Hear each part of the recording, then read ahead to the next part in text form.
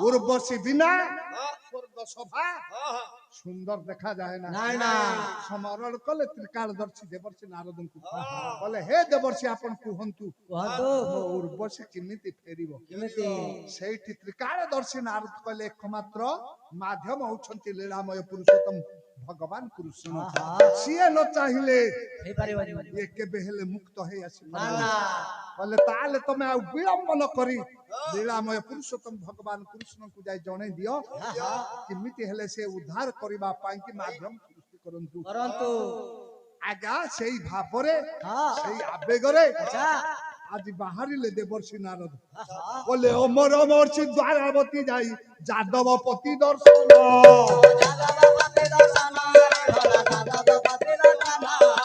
हेले से उसाई पवित्र करिबी मानस बेनी नयन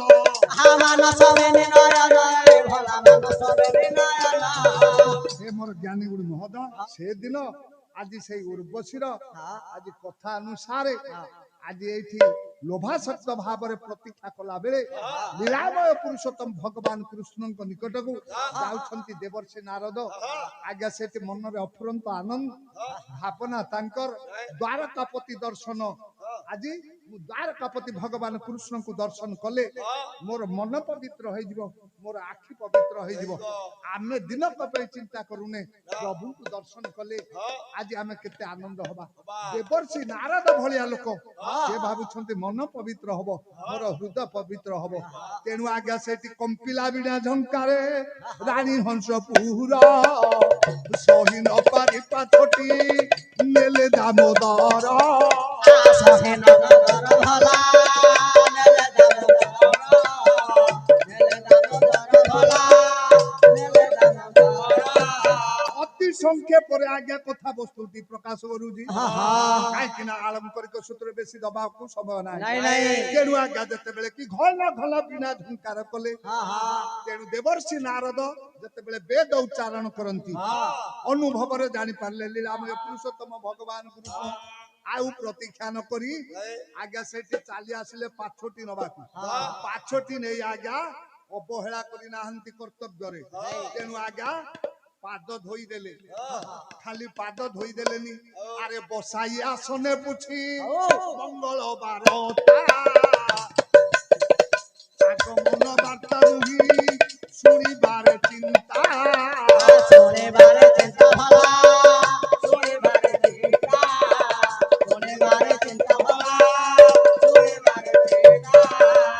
पाद धोई देले आसन रे बसैले कृष्ण बलिया लोक देवर्षि नारदंकर पाद धोइले तार कारण कोन जानंती तार कारण होची गोटा प्रमाण मु एठी देबी कहले ऋषि पुत्र गुरु पुत्र राजपुत्र जान गोमाता विमाता सन्यासी ब्राह्मण भला सन्यासी ब्राह्मण भला सन्यासी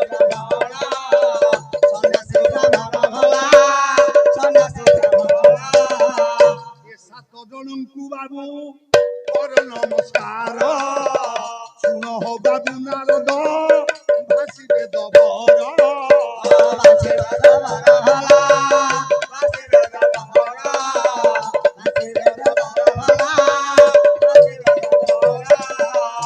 मार्कंडेय पुराण रे मार्कंड ऋषि आगे जो पुराण भीतर लिपिबद्ध करथिले ब्रह्मा कहउछंती नारदंकु एई सात जनकु नमस्कार करबा दरकार बयस रे सान हेले मध्य आमे तांकु नमस्कार करिबा से सात जन किए ऋषि पुत्र जने ऋषिंकर पुओ से बयस रे जेते सान हेले मध्य आमे ताकु मुंडिया मारी राजा पुत्र जने राजांकर पुओ आमकु बयस रे सान हेले मध्य आमे मुंडिया मारी ऋषि पुत्र राजा पुत्र गुरु पुत्र जानो जने गुरुंकर पुओ बयस रे जेते सान हेले मध्य तांकु आमे मुंडिया मारी समाज पई की वार्ता आज गोमाता गोटे बाछुरी टे काली जन्म हो ताकु आमे मुंडिया मारिबा गोमाता विमाता तेनु आज्ञा पुओ झियो थिबे परिस्थिति दृष्टि रु द्वितीय पत्नी आसिले पुओ झियोंक ठारू बयस रे सान हेले मध्य से पुओ झियो मान आज मां को बा विमाता को नमस्कार करबा को बाध्य तेनु गोमाता विमाता ସନ୍ନ୍ୟାସୀ ବ୍ରାହ୍ମଣ ଆଉ ଜଣେ ସନ୍ନ୍ୟାସୀ ବୟସରେ ଯେତେ ଛୋଟ ହୁଅନ୍ତୁ ତାଙ୍କୁ ଆଜ୍ଞା ମୁଣ୍ଡିଆ ମାରିବା। ଜଣେ ବ୍ରାହ୍ମଣ ଆମଠୁ ବୟସରେ ଯେତେ ସାନ ହେଲେ ମଧ୍ୟ ସିଏ ଆମକୁ କଲ୍ୟାଣ କରିବେ ତାକୁ ମୁଣ୍ଡିଆ ମାରିବା। ତେଣୁ ଏ 7 ଜଣଙ୍କୁ ବାବୁ କର ନମସ୍କାର। ଶୁଣ ବାବୁ ନାରଦ ଭାଷୀ ବେଦବର ବେଦବର ବ୍ରହ୍ମା ନାରଦଙ୍କୁ ଯୋଉ ଶିକ୍ଷା ଦେଇଥିଲେ ତ୍ରୁଟି କରିନାହାନ୍ତି ଭଗବାନ କୃଷ୍ଣ। ପାଦ ଧୋଇଦେଲେ ଆସନରେ ବସେଇଲେ କହିଲେ ଆସିବାର କାରଣ କଣ ଯଥା ଶୀଘ୍ର ପ୍ରକାଶ କର। ମୁଁ ଆଜି ଦେବ ପ୍ରତିନିଧି ହଳ ବୁଲୁଛି ବଦଳେଇକି ଯୋଉ ବାଳୁଛି ମୁଣ୍ଡିଆରେ କେତେବେଳେ ଆରେ ତ ବାଳୁଛି ମୁଁ ହଳ ବାଳୁଛି। ହେ ମୋର ଜ୍ଞାନୀ ଗୁଣୀ ମହୋଦୟ କର୍ମ କ୍ଷେତ୍ରରେ କର୍ମ କଲା ବେଳେ ଆଉ ସେ ଦୋଷ ଇଏ କୋଉ ଉଦ୍ଦେଶ୍ୟରେ ଲେଖା ହେଇଛି ଆମେ ତାକୁ ପଦ ପ୍ରହାର କରିବାନି। ତେଣୁ ସେ କର୍ମ କ୍ଷେତ୍ର ଉପରେ ଯଦି ସିଏ ଟିକେ ମଠ କଲା ଆମେ କେମିତି ତ ବେଗି ପଳେଇ ଆସିବା ବୋଲି ନିଶ୍ଚିତ ଟିକେ ସେ ଖର କରିବା ମାଧ୍ୟମରେ ହଉ କି ବାଢେଇବା ମାଧ୍ୟମରେ ହଉ କରିବାକୁ ବାଧ୍ୟ ହବା। ସେଇଟା ଦୋଷାବ ହବନି। ଆମେ କୋଡି ଚୋଟ ହାଣିଲା ବେଳେ କେତେ ବେଙ୍ଗ କେତେ ଜିଆ ବା କେଞ୍ଚୁଆ ସବୁ ହାଣି ହଉଛନ୍ତି ଜୀବ ହତ୍ୟା ହଉନି। 5ଟା ଜାଗାରେ ଜୀବ ହତ୍ୟା ଦୋଷାବହ ନୁହଁ। ପଦବ୍ରଜରେ ପାଦରେ ଚାଲିକି ଯାଉଛେ ଜନ୍ଦା ପିମ୍ପୁଡି ମରିଯିବେ ସେ ଦୋଷ ଆମକୁ ଲାଗିବନି। ତେଣୁ ଆଜ୍ଞା ଅଗ୍ନି ବୋଲେ ନିଆଁରେ ଆମେ ପାଣି ଟିକେ ଗରମ କରୁଛେ ଫୁଟା ପାଣି ପିଇବାକୁ ସେଥିରେ ଯୋଉ କୀଟ ଗୁଡାକ ଥିବେ ସିଏ ମରିଗଲେ ବୋଲି ସେ ଦୋଷ ଆମକୁ ଲାଗିବନି। ତେଣୁ ଆଜ୍ଞା ଅଗ୍ନିରେ ପଦବ୍ରଜରେ କର୍ମ କଲା ବେଳେ ଏ ଯୋଉ ଦୋଷଟା ଯଦି ଲାଗିବ ଆଜ୍ଞା କର୍ମ ହେଇପାରିବନି। ତେଣୁ ହେ ମୋର ଜ୍ଞାନୀ ଗୁଣୀ ମହୋଦୟ ଏଇଠି କହିଲା ବେଳେ ଆମେ ମାନେ ପୁଣି ବୁଝିବାକୁ ପଡିବ। ଏଇ ଯୋଉ 7 ଜଣଙ୍କୁ ଆମେ ନମସ୍କାର କରିବା କଥା ତା ଭିତରେ ରହିବେ ଆଜ୍ଞା ନାରଦ ଇଏ ଏକ ତ ବ୍ରାହ୍ମଣ ପୁଣି ସନ୍ନ୍ୟାସୀ ଲୀଳାମୟ ପୁରୁଷୋତ୍ତମ ଭଗବାନ କୃଷ୍ଣ ଇଏ ଏତେ ବଡ ସମ୍ମାନର ଅଧିକାରୀ ହେଲେ ମଧ୍ୟ ସିଏ ତାଙ୍କ କର୍ତ୍ତବ୍ୟରେ ହେଳା କରିନାହାନ୍ତି। ପାଦ ଧୋଇଦେଲେ ଆସନରେ ବସେଇଲେ ଆସିବା କାରଣ ପଚାରିଲେ କହିଲେ ମୁଁ ଦେବରାଜ ଇନ୍ଦ୍ରଙ୍କର ପ୍ରତିନିଧି ଆଜି ଦେବସଭା ଶୋଭା ପାଉନି ଉର୍ବଶୀ ଅଭିଶପ୍ତା ସିଏ ଚାଲି ଯାଇଛି ମର୍ତ୍ତ୍ୟକୁ କେମିତି ସିଏ ମର୍ତ୍ତ୍ୟରୁ ସ୍ୱର୍ଗକୁ ଆସିବ ଆଜି ସେ ବିଧାନ ଆପଣଙ୍କ ପାଖରେ ସେ ମାଧ୍ୟମ ଆପଣଙ୍କ ଦ୍ଵାରା ସମ୍ଭବ। ତାହେଲେ କଣ କଲେ ହେଇପାରିବ? ତ୍ରିକାଳଦର୍ଶୀ ନାରଦ କହିଲେ ଏବେ ଆପଣ ପତ୍ରିକା ଲେଖନ୍ତୁ ଦଣ୍ଡି ରାଜା ତାର ସେ ଘୋଟକିକି ଆଜି ଫେରେଇ ଦଉ। କହିଲେ ସିଏ ତ ଭଲରେ ଫେରେଇବନି କହିଲେ ନ ଫେରେଇଲେ ସମାଧାନ ହବ। ତେଣୁ ଆଜ୍ଞା ସେଇଥିପାଇଁ କି ଆଜି କହିଲେ ଆପଣ କାଳ ବିଳମ୍ବ ନ କରି ମୁଁ ଏ କଥାର ସମାଧାନ ପାଇକି ଆସିଛି। ଆଜି ଆପଣ ତାର ମାଧ୍ୟମ ଆପଣ ଗୋଟେ ପତ୍ରିକା ଲେଖନ୍ତୁ। ପତ୍ରିକା ଲେଖିଲେ ଲୀଳାମୟ ପୁରୁଷୋତ୍ତମ ଭଗବାନ କୃଷ୍ଣ ଆରେ ପତ୍ରିକା ଧରିଣ ଦେବର୍ଷି ଯେ ପରା ଉଜ୍ଜୟିନୀ ରାଜ୍ୟ ଗଲେ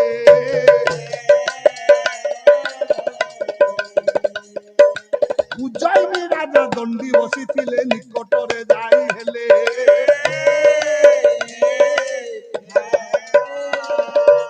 ଉଜ୍ଜୟିନୀର ରାଜା ଦଣ୍ଡି ରାଜ ଦରବାରରେ ଗଲେ ଦେବର୍ଷି ନାରଦ ପତ୍ରିକା ଅଛି ହାତରେ ବଢେଇ ଦେଲେ ପତ୍ରିକା ପତ୍ରିକା ପଠନ କଲେ ରାଜା ଦଣ୍ଡି ପତ୍ରିକା ପଢି ସାରିବା ପରେ କୃଷ୍ଣଙ୍କର ନିର୍ଦ୍ଦେଶ ଆଜି ତମେ ଯୋଉ ଘୋଟକିକି ରଖିଛ ସେ ଘୋଟକିକି ମତେ ଫେରେଇବାକୁ ପଡିବ। ତେଣୁ ଆଜ୍ଞା ବିଚାର କଲେ ଦଣ୍ଡି କହିଲେ ସିଏ ତ ମୁଁ ଜଙ୍ଗଲରୁ ଆଣିଛି ସିଏ ତ ହଉଛି ମୋ ନିଜସ୍ୱ ମୁଁ କାହିଁକି ତାଙ୍କ କଥାରେ ତାଙ୍କୁ ଫେରେଇବି। ତେଣୁ ଆଜ୍ଞା ମୁଁ କେବେ ହେଲେ ସେ ଘୋଟକିକି ଦେବିନି କାହିଁକି ନା ସେ ଦେଖିଛନ୍ତି ଆଜି ତାର ନାରୀ ରୂପରେ ଆଜ୍ଞା ଲୋଭାସକ୍ତ ହେଇ ଆକୃଷ୍ଟ ହେଇଛନ୍ତି ଦବାର ପ୍ରବୃତ୍ତି ଆଜ୍ଞା ନାହିଁ। ସେ କୃଷ୍ଣ ହଅନ୍ତୁ କି ଯିଏ ହଅନ୍ତୁ କହିଲେ ମୁଁ ଜଙ୍ଗଲରୁ ପାଇଛି ତେଣୁ ମୋ ପାଇଲା ଜିନିଷ ଉପରେ ତାଙ୍କର ଅଧିକାର ନାହିଁ ମୁଁ କେବେ ହେଲେ ଫେରେଇବିନି। ଏଇ ବାର୍ତ୍ତାଟା ତମେ ଯାଇକି ଯଥାଶୀଘ୍ର ଜଣେଇବ। ଆଜ୍ଞା କହିଲେ ପରିଣାମ ଭଲ ହବନି। କୃଷ୍ଣ ଛାଡିବା ଲୋକ ନୁହଁ କୃଷ୍ଣ ନିଶ୍ଚିତ ଭାବରେ ଯଦି ତମେ ଭଲରେ ନ ଦବ ବଳପୂର୍ବକ ଛଡେଇକି ନେଇଯିବେ। କଥାଟା ତାହେଲେ ସେଇ ପର୍ଯ୍ୟନ୍ତ ଯାଉ। ଆଜ୍ଞା କଥାଟା ଠିକ ସେଇ ପର୍ଯ୍ୟନ୍ତ ଗଲା। ଏପଟେ ଦେବର୍ଷି ଜଣେଇଲେ, କୃଷ୍ଣ କହିଲେ ଆଜି ଆଣିବାଟା ନିଶ୍ଚିତ। ଦେବରାଜ ଇନ୍ଦ୍ରଙ୍କୁ ଶାନ୍ତି ଦବା ହଉଛି ମୋର ଧର୍ମ।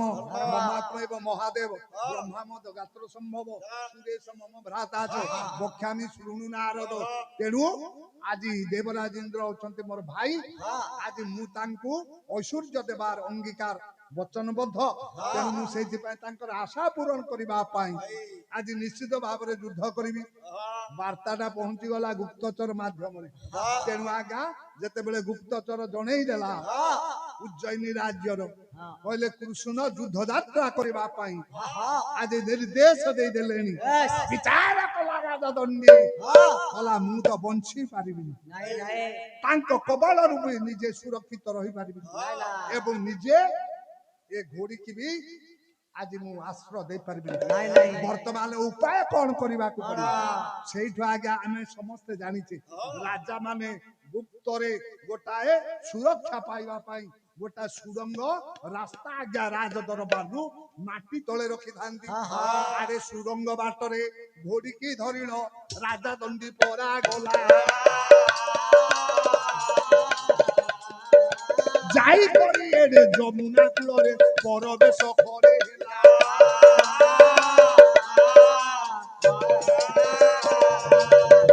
ଧୀର ବର ସାମନ୍ତ ପ୍ରବଳ ଶୁଣ ପରା ମନ ଦେ।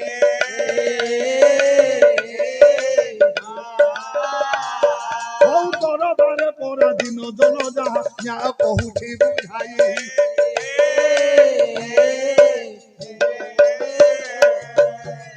ଏପଟେ ଆଜ୍ଞା ସୁଡ଼ଙ୍ଗ ପଥରେ ଆଜ୍ଞା ଏତେ ଭଲ ପାଉଥିଲା ଘୋଟକିକି ଧରି ରାଜା ଦଣ୍ଡୀ ଆଜ୍ଞା ରାତା ରାତି ଆଜ୍ଞା କଲା କଣ ଆଜ୍ଞା ସୁଡ଼ଙ୍ଗ ପଥରେ ନାରୀ ରୂପ ଥିଲା ବେଳେ ନେଇକି ବାହାରିଗଲା।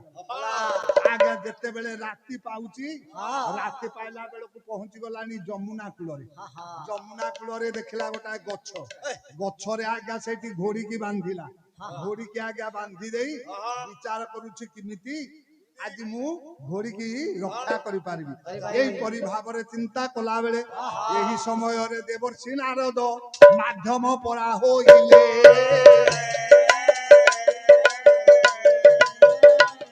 ହଉ ସୁଭଦ୍ରାଙ୍କ ନିକଟରେ ଯାଇ କରି ଆଜି ପ୍ରଭାବିତ କରାର କଲେ। ମା ସୁଭଦ୍ରାଙ୍କୁ ଯାଇକି ପ୍ରଭାବିତ କଲେ। ଆଜି ପଡିଛି ବାରୁଣୀ ଯୋଗ, ତମେ କଣ ଏପର୍ଯ୍ୟନ୍ତ ସ୍ନାନ କରିବାକୁ ଯାଇନ? ତେଣୁ ଆଜ୍ଞା ସେଇଠି ସୁଭଦ୍ରା କାଳ ବିଳମ୍ବ ନ କରି ନାରଦଙ୍କର କଥାରେ ପ୍ରଭାବିତ ହୋଇ ସ୍ନାନ କରିବା ଉଦ୍ଦେଶ୍ୟରେ ଗଲା ବେଳେ ଏପଟେ ସୂଚନା ଦେଇକି ଯାଇଛନ୍ତି। କହିଲେ ତମେ ରାଜା ରୂପରେ ନୁହଁ ବ୍ରାହ୍ମଣ ରୂପରେ ଠିଆ ହେଇଥିବ। ଆଜି ସିଏ ତୁମକୁ ଯେତେବେଳେ ଦାନ ଏବଂ ଦକ୍ଷିଣା ଦେବାକୁ ଇଚ୍ଛା କରିବେ, ସ୍ତ୍ରୀବାର ସତ୍ୟ କରେଇ ଆଜି ସେଇଠି ନିଜର ଜୀବନ ସହିତ ଘୋଟକିର ଜୀବନ ବଞ୍ଚେଇବାକୁ ଆଜି ତାଙ୍କୁ ସତ୍ୟବୋଧ କରେଇଦବ। ହେ ମୋର ଜ୍ଞାନୀ ଗୁଣୀ ମହୋଦୟ, ଏଇ ଅନୁସାରେ ସୁଭଦ୍ରା ପହଞ୍ଚିଲା ବେଳେ ସ୍ନାନ ସରିଲା ବେଳେ ଆଜି ଦେଖୁଛନ୍ତି ଜଣେ ବ୍ରାହ୍ମଣ ବେଶରେ ଇଏ ରାଜା ଦଣ୍ଡୀ ବ୍ରାହ୍ମଣ ବେଶରେ ଠିଆ ହେଇଛନ୍ତି, ପଜା ପକେଇଛନ୍ତି, ମଥାରେ ଚନ୍ଦନ ଟିକା ଅଛି। ମୁଁ ଆଉ ପ୍ରମାଣ ଦଉନି। ସେ ବ୍ରାହ୍ମଣକୁ ଦେଖିଲା ବେଳେ କହିଲେ ମୁଁ ଆଜି ଏ ବାରୁଣୀ ଯୋଗ ପଡିଛି, ତମକୁ କିଛି ଦାନ ଦେବି। କହିଲେ ଆଗ ତ୍ରିବାର ସତ୍ୟ କର। ଦାନ ଦେବା ପୂର୍ବରୁ ଆଜି ତ୍ରିବାର ସତ୍ୟ କଲେ। ସତ୍ୟେନ ଧାର୍ଯ୍ୟତେ ପୃଥି ସତ୍ୟେନ ତପତେ ରବି ସତ୍ୟେନ ବାୟୁ ବହତି ସତ୍ୟେନ ସର୍ବେ ପ୍ରତିଷ୍ଠିତ।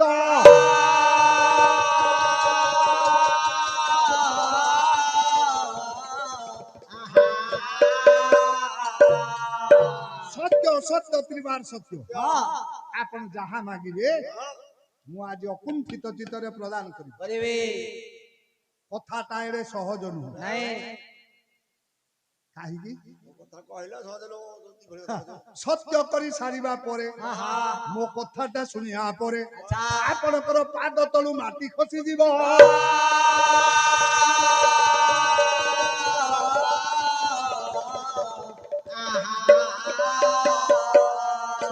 ହେଲେ ମୁଁ ଅନ୍ୟାୟରେ ଆଜି ମୁଁ ଏଠି ଆପଣଙ୍କୁ ସତ୍ୟ କରେଇନି କି ଦାନ ସ୍ୱରୂପ ତମେ ଦେବା ପାଇଁ କି ପ୍ରଭାବିତ କରୁନି। କହିଲେ କାରଣଟା କଣ? କହିଲେ ଆପଣ ସମ୍ମୁଖ ଭାଗରେ ଦେଖନ୍ତୁ।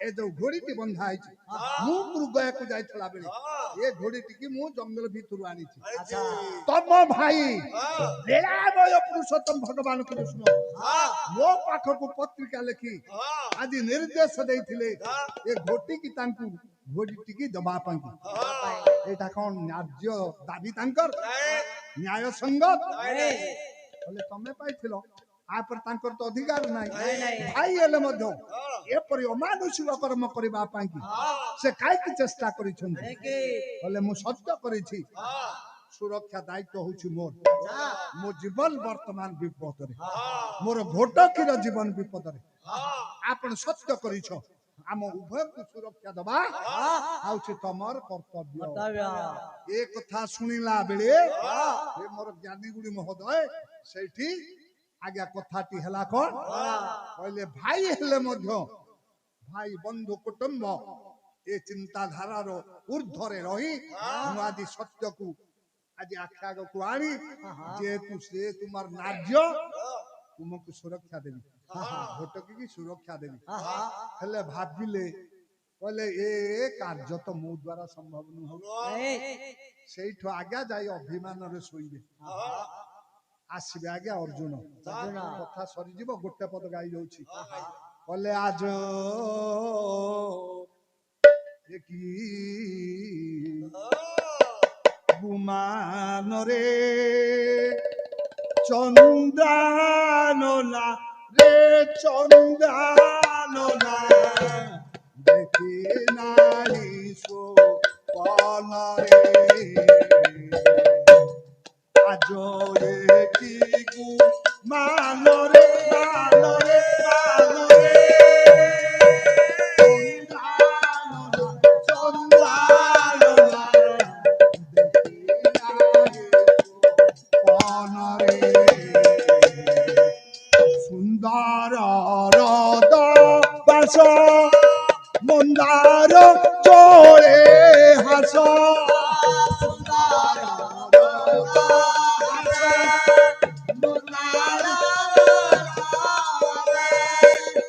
যত পার কাশ ইন্দ্রাঙ্গে মোদন তোষে নামর প্রাণ রমণী গণরাল তুষি নামর প্রাণ রমণী গণরাল কালো চিঠি মার বক মৃগা কি জান কালো চিঠি মার বক মৃগা কি জান কালুর সরল সানু দিয়া চল কালো গোলরে নেব কি পড়ানো আজ মানবে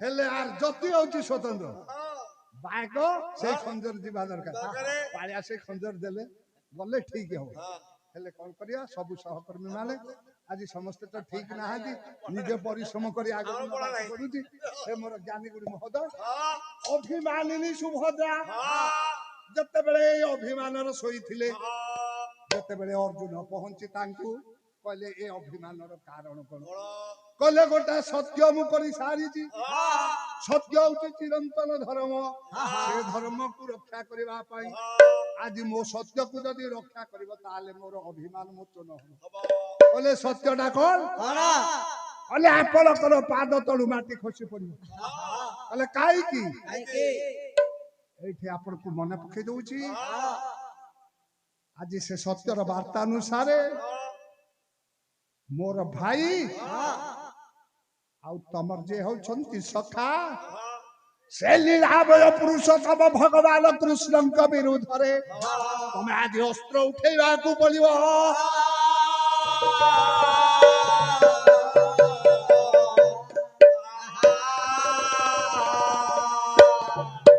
କାରଣ କଣ ସେଇଠି ବୁଝେଇ ଦେଲେ ଦେଖନ୍ତୁ ଆଖି ଆଗରେ ସତ୍ୟ କରିବା ପରେ ସୁରକ୍ଷାର ଦାୟିତ୍ୱ ବହନ କରି ଏ ହଉଛନ୍ତି ଦଣ୍ଡିର ରାଜା ଏ ହଉଛନ୍ତି ଉଜ୍ଜୟିନୀର ରାଜା ଆଉ ଇଏ ହଉଛନ୍ତି ତାଙ୍କର ନିଜସ୍ୱ ଘଟକୁ ଆଜି ତାଙ୍କୁ ମୁଁ କଥା ଦେଇଛି ତାଙ୍କୁ ସୁରକ୍ଷା ଦେବି ଘଟକୁ କି ସୁରକ୍ଷା ଦେବି ରକ୍ଷା କରିବା ଦାୟିତ୍ୱ ହଉଛି ଆପଣଙ୍କର ବିଚାର କଲେ ଶାସକ ହଉଛନ୍ତି ମୋର ବଡ ଭାଇ ଧର୍ମରାଜ ଯୁଧିଷ୍ଠିର ତାଙ୍କ ବିନା ନିର୍ଦ୍ଦେଶରେ ପ୍ରତିବାଦ ସ୍ୱର ଆମର କେବେ ହେଲେ ଉଠେ ନା ନିଜର ସ୍ତ୍ରୀ ଦ୍ରୌପଦୀର ବସ୍ତ୍ର ପରିତ୍ୟାଗ କରିବାକୁ ନିର୍ଦ୍ଦେଶ ଦୁର୍ଯ୍ୟୋଧନ ଦେଲା ବେଳେ ସେତେବେଳେ ମଧ୍ୟ ପ୍ରତିବାଦର ସ୍ୱର ଉଠି ନଥିଲା ଆଜି ବା ପ୍ରତିବାଦର ସ୍ୱର ଉଠିବ କେମିତି ହେଲେ ତମର ଅଭିମାନ ମୋଚନ କରିବା ପାଇଁ ସତ୍ୟ ରକ୍ଷା କରିବାକୁ ହେଲେ ଧର୍ମରାଜ ଯୁଧିଷ୍ଠିରଙ୍କର ମତାମତ ଦରକାର ପ୍ରଥମେ ମତାମତ ନବା ପାଇଁ କି ଚେଷ୍ଟା କଲା ବେଳେ ସେଇଠି ସୂଚନା ଦେଲେ କହିଲେ ଏକାକି ଆପଣ ଗଲେ ହବନି ଆଉ ବଡ ଭାଇ ଦ୍ୱିତୀୟ ପାଣ୍ଡବ ବୀର ବୃକୋଦରଙ୍କର କାନରେ ଏ କଥାଟା ପକାଅ ତେଣୁ ଦି ଭାଇ ଅର୍ଜୁନ ଏବଂ ଭୀମ ଧର୍ମରାଜ ଯୁଧିଷ୍ଠିରଙ୍କ ନିକଟରେ ପହଞ୍ଚିଲେ ଧର୍ମରାଜ ଯୁଧିଷ୍ଠିର ବିଚାର କଲେ ଧର୍ମକୁ ଆଜି ଦୃଢ଼ୀଭୂତ କରିବା ପାଇଁ ଧର୍ମ ହଉଛି ଚିରନ୍ତନ ରକ୍ଷା କରିବାକୁ ପଡିବ ହେଲେ ଆମ ଦ୍ୱାରା ବି ସମ୍ଭବ ନୁହଁ ସବୁଠୁ ଆଜି ବେଶୀ ଆଜି ଆବଶ୍ୟକ ପଡୁଛି ଏଠି ମାର ବାତ୍ସଲ୍ୟ ମମତା ଆଉ ମାର ପାଦ ଧୂଳି ମା ଆଶୀର୍ବାଦ ଦେଲେ ସମାଧାନ ହେଇପାରିବ କାହିଁକି ନା ସେଇ ଆଶା ନେଇ ଯାଇଥିଲା ଦିନେ ଦୁର୍ଯ୍ୟୋଧନ ମହାଭାରତ ଯୁଦ୍ଧ ପୂର୍ବରୁ ସେ ଭାବିଥିଲା ଯଦି ମୋ ମା ଗାନ୍ଧାରୀ ମତେ ଆଶୀର୍ବାଦ ଦେଇଦବ ତେବେ ଲୀଳାମୟ ପୁରୁଷୋତ୍ତମ ଭଗବାନ କୃଷ୍ଣ ସାହାଯ୍ୟକାରୀ ହେଲେ ମଧ୍ୟ ମୋର କୌଣସି କ୍ଷତି କରିପାରିବେ କିନ୍ତୁ ସେଦିନ ମା ଗାନ୍ଧାରୀ ଆଜି ପୁଅ ଉଦ୍ଦେଶ୍ୟରେ ଆଶୀର୍ବାଦ ଦେଇ ନଥିଲା ସମାଜ ଉଦ୍ଦେଶ୍ୟରେ ଆଶୀର୍ବାଦ ଦେଇଥିଲା ଗାନ୍ଧାରୀ ଦେଲା ଜନନୀ ପ୍ରାଣର ସୁମହତ ପରିଚୟ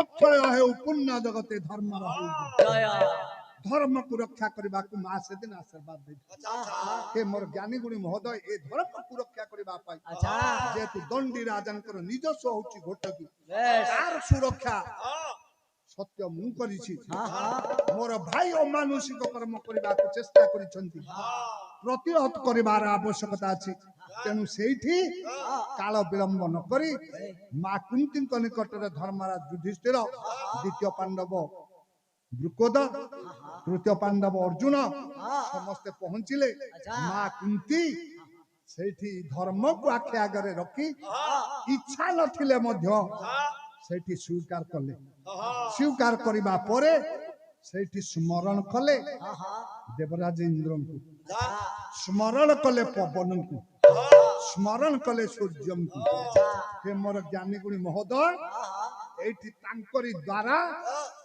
ଆଜି ସିଏ ଯଦି ସ୍ୱୀକୃତି ଦେଇନଥାନ୍ତେ ନା ଦେବରାଜ ଇନ୍ଦ୍ର ନା ପବନ ନା ସୂର୍ଯ୍ୟ ଏମାନେ କେହି ଆସିପାରିନଥାନ୍ତେ ନା ଧର୍ମ ଆସିପାରିନଥାନ୍ତେ ପୂର୍ବର ସ୍ଥିତି ଅନୁସାରେ ଯେତେବେଳେ ମା କୁନ୍ତୀ ସେମାନଙ୍କୁ ସ୍ମରଣ କଲେ ଲୀଳାମୟ ପୁରୁଷୋତ୍ତମ ଭଗବାନ କୃଷ୍ଣଙ୍କୁ ପ୍ରତିହତ କରିବା ପାଇଁ ପାଣ୍ଡବ ମାନ ଯେତେବେଳେ ସତ୍ୟ ରକ୍ଷା କରିବା ଉଦ୍ଦେଶ୍ୟରେ ଧର୍ମ ପ୍ରତିଷ୍ଠା ପାଇଁ ଅଙ୍ଗୀକାରବଦ୍ଧ ହେଇଛନ୍ତି ଏପଟେ ଆଜ୍ଞା ସାହାଯ୍ୟକାରୀ ହେଇଛନ୍ତି ଦେବବାହିନୀ ଭିତରେ ଆଜ୍ଞା ଦେବରାଜ ଇନ୍ଦ୍ର ଆଜି ଧର୍ମ ହଉଛନ୍ତି ଯମ ଆଜି ପବନ ଦେବତା ଏବଂ ତ ସହିତ ହେମର ଜ୍ଞାନୀ ଗୁଣୀ ମହୋଦୟ ଆପଣ ମାନେ ଜାଣନ୍ତି ଧର୍ମ ନିରଞ୍ଜନ ସୂର୍ଯ୍ୟ ଏ ସମସ୍ତେ ଯେତେବେଳେ କି ଏମାନଙ୍କୁ ସାହାଯ୍ୟ କଲେ ସେଇଠି ଆଜ୍ଞା କୃଷ୍ଣ ଯୁଦ୍ଧ ଯାତ୍ରା କରି ଯେତେବେଳେ ଜାଣିଲେ ଲୁକାୟିତ ଭାବରେ ଚାଲି ଯାଇଛନ୍ତି ରାଜା ଦଣ୍ଡୀ ପାଣ୍ଡବ ମାନେ ଆଶ୍ରୟ ଦେଇଛନ୍ତି ତାଙ୍କର ଆତ୍ମା ହଉଛନ୍ତି ଯୋଗାରୂଢ ପୁରୁଷ ଶଙ୍କର ଭଗବାନ ତାଙ୍କୁ ସ୍ମରଣ କରିବାରୁ ସେଇଠି ଆଜ୍ଞା ପହଞ୍ଚି ଗଲେ ଲୀଳାମୟ ପୁରୁଷୋତ୍ତମ ଭଗବାନ କୃଷ୍ଣ ପାଖରେ ଆଜ୍ଞା କିଏ ସେ ଯୋଗାରୂଢ ପୁରୁଷ ଶଙ୍କର ବାହିନୀଙ୍କର ଶିବ ବାହିନୀ ଗୋଟା ପଟେ ଶିବ ବାହିନୀ ଆଉ ଗୋଟା ପଟେ ଯାଦବ ବାହିନୀ ଗୋଟା ପଟେ ଦେବ ବାହିନୀ ଆଉ ପାଣ୍ଡବ ବାହିନୀ ତାଙ୍କରି ଭିତରେ ହବ ତୁମୁଳ ସଂଘର୍ଷ ଏଇ ତୁମୁଳ ସଂଘର୍ଷ ହବାକୁ ଗଲା ବେଳେ এইটি আজ্ঞା ସେଇଠି ହଁ ମଝିରେ ଛିଡା ହେଲେ ହଁ ପିତାମହ ବ୍ରହ୍ମା। ବ୍ରହ୍ମା ଯୁଦ୍ଧ ଉଦ୍ଯୋଗ ହେଇଛି ହବାକୁ, ହଁ ଉଦ୍ଯୋଗ ହେଲା ସମୟରେ ଏ ପ୍ରତିହତ କରିବାକୁ ବ୍ରହ୍ମା ଯାଇ ପହଞ୍ଚି ଗଲେ। ସେ ମୋର ଜ୍ଞାନୀ ଗୁଣୀ ମହୋଦୟ ବ୍ରହ୍ମାକୁ ଦେଖି ଉଭୟ ଅଟକିଛନ୍ତି। ଆଚ୍ଛା ସେ ଅଟକିଲା ବେଳେ ହଁ ଆଜି ବ୍ରହ୍ମା ସେଇଠି କହିଲେ କଣ ଆଜି ଯୁଦ୍ଧ କରିବାର ଆବଶ୍ୟକତା ନାହିଁ। ନାଇଁ ନାଇଁ କହିଲେ ନିଶ୍ଚିତ ଭାବରେ ହବ। ଏଠି କହି ଯେତେବେଳେ ଅସ୍ତ୍ର ଉଠେଇ ଦିଅନ୍ତି, ଆଜି ଅସ୍ତ୍ର ଉଠେଇଲା ବେଳେ ପରା ଏବେ ଘଟି ଅଦ୍ଭୁତ ଘଟଣା।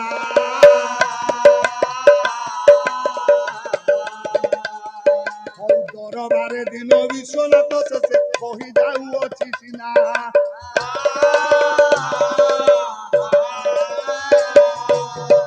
ଆ ଭିତରେ ଅନେକ ତଥ୍ୟ ଥିଲା, ସମୟ ସଂକ୍ଷିପ୍ତ। ଆଚ୍ଛା ସେଇ ଦୃଷ୍ଟିରୁ ଅନେକ କଥାକୁ କେବଳ ଗୁପ୍ତ ରଖିଦେଇ ଆଜି ଶେଷ କଥାଟି ଶୁଣେଇ ଦଉଛି। ଯେତେବେଳେ କି ନବା ଉଦ୍ଦେଶ୍ୟରେ ଲୀଳାମୟ ପୁରୁଷୋତ୍ତମ ଭଗବାନ କୃଷ୍ଣ ସ୍ମରଣ କରିଛନ୍ତି ଚକ୍ରକୁ। ପାଖରେ ଅଛନ୍ତି ଶିବ ବାହିନୀ, ମା କାତ୍ୟାୟନୀ ପାର୍ବତୀ ପାଖରେ ଅଛନ୍ତି। ଅଛନ୍ତି ପିନାକଧାରୀ ଯୋଗାରୂଢ ପୁରୁଷ ଭଗବାନ ପ୍ରତିହତ କରିବା ପାଇଁ ଦେବ ବାହିନୀ ପାଣ୍ଡବ ବାହିନୀ। ସେଇଠି ଶୁଣେଇ ଦେଲେ ବ୍ରହ୍ମା। କହିଲେ ଯୁଦ୍ଧ କରିବାର ଆବଶ୍ୟକ ନାହିଁ, ଏହା ହୋଇବାର ଥିଲା।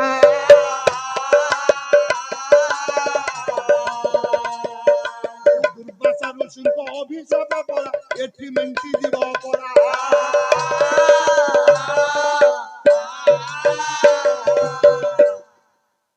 ଜଣେ ମଧ୍ୟସ୍ଥି ଭାବରେ ଆଜି ମଝିରେ ଠିଆ ହେଇ ଆଚ୍ଛା ଯୁଦ୍ଧ ନ କରିବା ପାଇଁ ଆପଣ ସୂଚନା ଦବାର କାରଣ କଣ? କଣ କହିଲେ ମନେ ପକେଇ ଦଉଛି ଦୁର୍ବାସା ଋଷିଙ୍କର ଶେଷ କଥା ପଦ।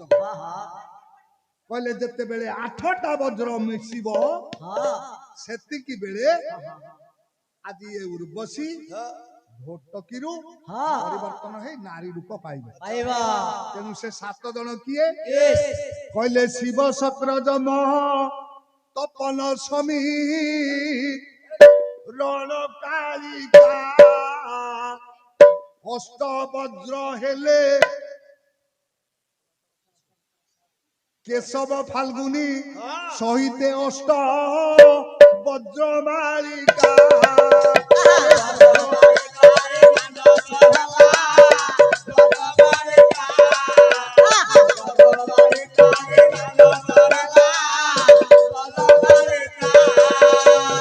ହିସାବ କର ଉଭୟ ପକ୍ଷରେ ଅଛନ୍ତି କିଏ? ଶିବ ଶକ୍ର ଯେ କି ଇନ୍ଦ୍ର, ଯମ ଅଛନ୍ତି, ଆଚ୍ଛା ତପନ ସୂର୍ଯ୍ୟ ଅଛନ୍ତି, ସବିରଣ ପବନ ଅଛନ୍ତି, କାଳିକା ମା ଦୁର୍ଗା ଅଛନ୍ତି, କେଶବ କୃଷ୍ଣ ଅଛନ୍ତି, ଫାଲ୍ଗୁନି ଅର୍ଜୁନ ଅଛନ୍ତି। ଆଚ୍ଛା ଏଇ 8 ଜଣଙ୍କର ବଜ୍ର ଯେତେବେଳେ କି ଉଠିଲା, ଅସ୍ତ୍ର ଉଠିଲା ବେଳେ ଆପଣ ଏବେ ଦେଖନ୍ତୁ, ଯିଏ ଘୋଟକି ହେଇ ଏଠି ଥିଲା ସେ ପ୍ରକୃତ ଘୋଟକି ନୁହଁ, ସିଏ ହଉଛି ସ୍ୱର୍ଗର ଅପ୍ସରୀ ଉର୍ବଶୀ। ସେ ନିଜ ରୂପ ଲାଭ କରିନ ଏବେ ସ୍ୱର୍ଗକୁ ଯାଇ ଯେ ପରା, ସ୍ୱର୍ଗକୁ ଯାଇ ଆଉ କାହା ପାଇଁ ଯୁଦ୍ଧ ହୋଇବ ଦେଲି ବୁଝାଇ। ଯାହା ପାଇଁ କି ଏଇ ସବୁ ଯୁଦ୍ଧ ହବାର ଆବଶ୍ୟକ ପଡୁଥିଲା ସିଏ ଆଉ ଏଠି ନାହିଁ। ସିଏ ମୁକ୍ତ ହେଇ ଯଥାସ୍ଥାନକୁ ସିଏ ପଳେଇ ଗଲାଣି। ଏତେ କଥା ସବୁ କହିବା ମାତ୍ରେ ଏକ ଘଟଣା ଅହଙ୍କାର ଯୋଗୁ ଉର୍ବଶୀ ଏହା ଭୋଗିଲା ସିନା। ଅହଙ୍କାର ଯୋଗୁ ଉର୍ବଶୀ ଏତେ ଦିନ ପର୍ଯ୍ୟନ୍ତ ଘୋଟକି ହେଇ ଆଜି ଦୁଃଖ ଭୋଗିବାକୁ ପଡିଲା। ଆଜି ଯଥା ସମୟରେ ସେ ମୁକ୍ତ ହୋଇ ଆଜି ସେ ଚାଲିଗଲା। ହେ ମୋର ଜ୍ଞାନୀ ଗୁଣୀ ମହୋଦୟ, ସେଇପରି ଜୀବ ଦଶାରୁ ମୁକ୍ତି ହୋଇ ପରମାତ୍ମାଙ୍କର ନିକଟେ ପରା ଯିବା ପାଇଁ କି ରେ ଭାଇ, ଯିବା ପାଇଁ ଆଜି ହରି ଦରବାରେ କୀର୍ତ୍ତନ ପରା ହୁଏ ତହିକି। ହରି ଦରବାରେ ହୁଏ ହରି কীর্তন আজি সেইথিপাই কি আচ্ছা। ଯେଉଁ ହରିଙ୍କର ଆଶୀର୍ବାଦରୁ ନୀଳାମୟ ପୁରୁଷୋତ୍ତମ ଭଗବାନ କୃଷ୍ଣଙ୍କର ସହାୟତାରେ ଆଜି ଉର୍ବଶୀ ଅପସରୀ ସେ ମୁକ୍ତି ହେଇପାରିଲା। ତାଙ୍କରି ଆଶୀର୍ବାଦ ପଡୁ, ତାଙ୍କରି ଆଶୀର୍ବାଦରୁ ନାମ ଥିଲା ଏଡ଼େ ରାମଚନ୍ଦ୍ର ଯେ ପରତ୍ମା ପାଶେ ଏ ପାରା ପରତ୍ମା ପାଶେ ଏଡ଼େ ପହଞ୍ଚିବା ପାଇଁ କୀର୍ତ୍ତନ ଆଜି ହେଲା ତୁରିତେ। ତାଙ୍କ ଉଦ୍ଦେଶ୍ୟରେ ଆଜିର ଏଠି କୀର୍ତ୍ତନ। ତେଣୁ କୀର୍ତ୍ତନ ହୋଇଲା ଯାହାଙ୍କ ପାଇଁ ଏକ ସ୍ୱରରେ ଏ ବରା ଏକ ସ୍ୱରରେ ଯେତିକି ରହିଛେ ହରି ବୋଲକୁ ଦେବା ସଧିରେ ଯେତିକି ରହିଛେ ସମସ୍ତେ ହରି ଶବ୍ଦ ଉଚ୍ଚାରଣ କରିବା। ଖାଲି ହରି ଶବ୍ଦ ନୁହଁ, ଆଜି ହରି ଶବ୍ଦ ହେଲା ବେଳରେ ହୋଇ ବହୁଳ ହୁଳି ରେ ହୋଇ ବିଦାୟୀ ଆତ୍ମା ଯେ ଅଲକ୍ଷେ ଯିବେ ସ୍ୱସ୍ଥାନେ ଚଳି। ନିଜର ସ୍ଥାନ ହଉଛି ସମସ୍ତଙ୍କର ହଉଛି ପରମାତ୍ମାଙ୍କର ନିବାସ, ପରମାତ୍ମାଙ୍କର ବ୍ରହ୍ମରୁ ସେ ଜୀବମାନଙ୍କର ସୃଷ୍ଟି। ଏ ଜୀବ ଆଜି ଏ ମର ଜଗତ ପରିତ୍ୟାଗ କରିବା ପରେ ଆଜି ସେଇ ବ୍ରହ୍ମଙ୍କ ନିକଟରେ ପହଞ୍ଚିବା ପାଇଁ ଆମେ ବିଦାୟ ବେଳରେ ଯେତିକି ରହିଛେ ସମସ୍ତେ ଗୋଟିଏ ସ୍ୱର ଦେବା ହରିବୋଲ ଚାଳି। ହରିବୋଲ ବେଳେ ହେବ ରାମ ତାଳି। ମା ଭଉଣୀ ଝିଅ ବୋହୂମାନ ବିଦାୟ ଆତ୍ମାଙ୍କର ଉଦ୍ଦେଶ୍ୟରେ ମିଶାଇଲେ ହୁଳହୁଳି। ପରିଶେଷରେ ବାଜିବ ଖୋଳ ଯେ ଝଞ୍ଜାଳି। ପବିତ୍ର ଦରବାର ପଡିବ ଉଛୁଳି। ଅଲକ୍ଷ୍ୟରେ ଚାହିଁଛନ୍ତି ପ୍ରଭୁ ବନମାଳି। ସମସ୍ତଙ୍କର ଅଙ୍ଗରୁ ପାପ ଯିବ ଦଳି।